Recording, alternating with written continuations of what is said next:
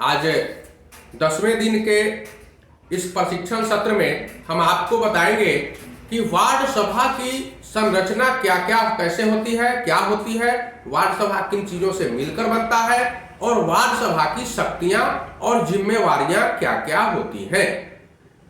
तो हम जानेंगे पहले वार्ड सभा की संरचना। हम जानते हैं कि वार्ड सभा पंचायती राज व्यवस्था की सबसे छोटी प्रशासनिक इकाई है। पंचायत अनेक वार्डों में विभाजित रहता है। प्रत्येक वार्ड का एक निर्धारित निर्वाचन क्षेत्र होता है। वार्ड स्तरीय मतदाता निर्वाचन क्षेत्र के अंदर रहने वाले सभी मतदाता वार्ड सभा के सदस्य होते हैं। ग्राम सभा की तरह ही वार्ड सभा एक अस्थायी निकाय है और पंचायती राज व्यवस्था का एक महत्वपूर्ण अंग भी है। उड़ीसा जैसे राज्य में यह किसी राजस्व ग्राम के सभी मतदाताओं से मिलकर बनती है और वहां पल्ली सभा कहलाती है। उड़ीसा में इसे पल्ली सभा के नाम से जाना जाता है।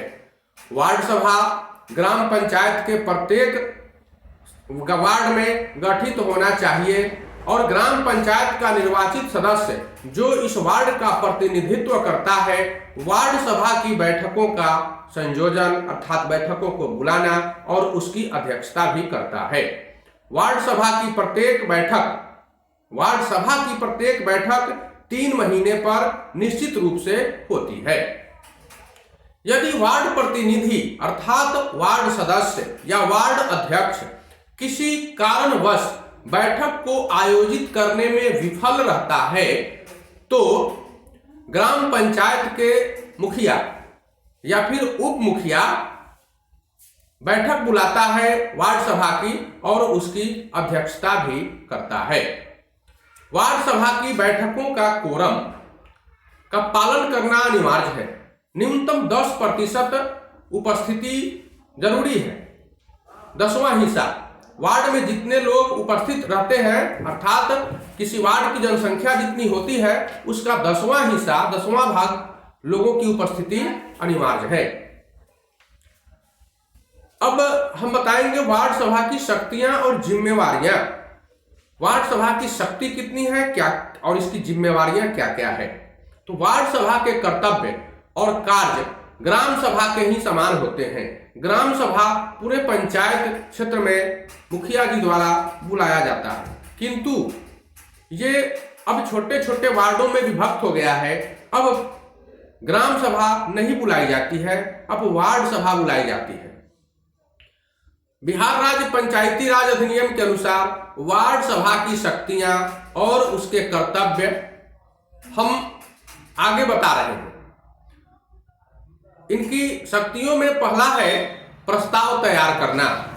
वार्ड सभा के क्षेत्र में लागू की जाने वाली सभी योजनाओं तथा विकास कार्यक्रम को प्राथमिकता तय करते हुए पूरा करना और फिर उसे ग्राम पंचायत के विकास योजना में शामिल किए जाने के लिए पंचायत के बैठक में रखना। निर्धारित मानदंडों के आधार पर योजना के लाभार्थी के रूप में सर्वाधिक उपयुक्त व्यक्तियों की पहचान करना। सर्वाधिक उपयुक्त व्यक्ति का अर्थ यह है कि एक ही लाभ को लेने के लिए आपके पास अगर 3 व्यक्ति पहुंच जाते हैं, जैसे एक व्यक्ति को कुछ देना है और आपके पास 3 व्यक्ति उपस्थित है लेने के लिए, तो आप किसे देंगे? तो आप यह तय करें कि सबसे अधिक आवश्यकता किसको है। आप वैसे व्यक्ति को दें जिसको अधिक आवश्यकता है उसकी, और जिसको कम आवश्यकता है उसको बाद में भी दिया जा सकता है। तो सर्वाधिक उपयुक्त व्यक्ति की पहचान करना इसे ही कहते हैं।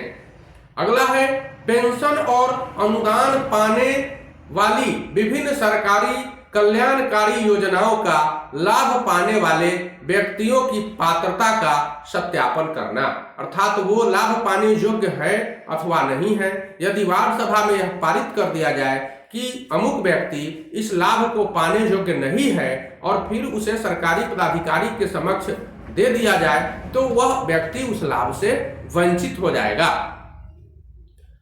अगला है वार्ड सभा के क्षेत्र से संबंधित ग्राम पंचायत के प्रत्येक निर्णय के औचित्य पर ग्राम पंचायत से जानकारी प्राप्त करना। विकास कार्य के लिए स्वैच्छिक श्रम जुटाना, जो लोग फ्री में बिना पैसा लिए हुए काम कर सकते हैं, वैसे लोगों की पहचान करना, वैसे लोगों का समूह बनाना और समय समय पर उनसे मदद लेना। और नगद अंशदान दिलाना, जो लोग कुछ चंदा दे सकते हैं गांव के विकास के लिए, उनकी भी पहचान करना, उनसे नगद अंशदान लेना मतलब चंदा लेना।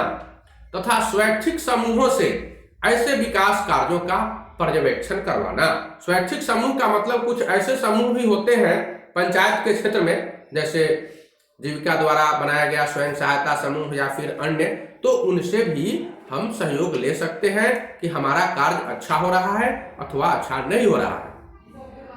यह सुनिश्चित करने के लिए प्रयास भी करना कि वार्ड सभा के सदस्य ग्राम पंचायत के जो कर हैं और शुल्क हैं उनका समय समय पर भुगतान करते हैं या नहीं करते हैं। नहीं करते हैं तो उनको भुगतान करने के लिए प्रेरित भी करना है। मुखिया जी के अनुरोध पर वार्ड सभा के अंदर स्ट्रीट लाइट, सड़क के किनारे सामुदायिक पानी के नल, सार्वजनिक शौचालय तथा ऐसे ही अन्य जनोपयोगी योजनाओं के लिए स्थान खोजना। कहां कहां पानी के नल लगाए जा सकते हैं, कहां कहां सार्वजनिक शौचालय बनाया जा सकता है, कहां कहां स्नानागार बनाया जा सकता है, ये सभी योजनाओं को के कार्यान्वयन के लिए स्थान भी खोजना है। स्वच्छता, पर्यावरण संरक्षण और प्रदूषण नियंत्रण जैसे सार्वजनिक हित के विषयों पर जागरूकता भी फैलाना है। वार्ड सभा के क्षेत्र में सफाई की व्यवस्थाओं में ग्राम पंचायतों के कर्मचारियों की मदद करना और कचरा हटाने में स्वैच्छिक सहयोग भी देना है। वार्ड सभा के क्षेत्र में वयस्क शिक्षा के कार्यक्रम को बढ़ावा देना।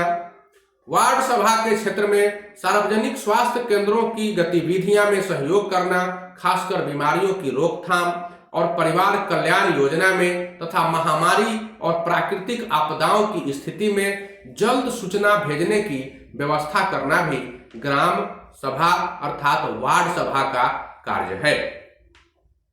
वार्ड सभा के क्षेत्र में लोगों के विभिन्न समूहों के बीच एकता और भाईचारा बढ़ाना तथा इलाके के लोगों को अपनी प्रतिभा का प्रदर्शन करने का अवसर देना, सांस्कृतिक उत्सवों और खेल आयोजनों का प्रबंध करना, अन्य सभी शक्तियों का उपयोग करना और ऐसे कर्तव्य का पालन करना जिनका पंचायती राज अधिनियम में प्रावधान हो। ये सारी शक्तियां और सारी जिम्मेवारियां वार्ड सभा की होती है। वार्ड सभा के सभी निर्णय एक मत होकर अथवा बहुमत से पारित किए जाते हैं। बैठक में उपस्थिति जो होती है लोगों के मतदान के आधार पर बहुमत का निर्धारण होता है। तो इस प्रकार से हम लोग वार्ड सभा में निर्णय लेते हैं और उस निर्णय को कार्यान्वित करते हैं। तो वार्ड सभा के द्वारा जो भी निर्णय लिए जाते हैं वो सारे निर्णय वैध होते हैं, परंतु वार्ड सभा को वैध होना आवश्यक है। तो जो सारे निर्णय लिए जाते हैं उन्हीं निर्णयों को ग्राम पंचायत के विकास कार्य में रखा जाता है। कार्यकारिणी की समिति की जो बैठक होती है ग्राम पंचायत के, उसमें इन बातों को रखा जाता है। वहां से पारित कराने के बाद इसे पंचायत समिति के बैठक में रखा जाता है। पंचायत समिति के बैठक में मुखिया भी उसके सदस्य होते हैं और उनके द्वारा इन योजनाओं को पारित कराया जाता है। फिर उसे जिला परिषद की बैठक में पारित कराते हैं और तब सारी योजनाओं के लिए पैसे का आवंटन होता है। उसके बाद कार्य होता है और कार्य करने के सारे निर्णय वार्ड सभा ही लेती है।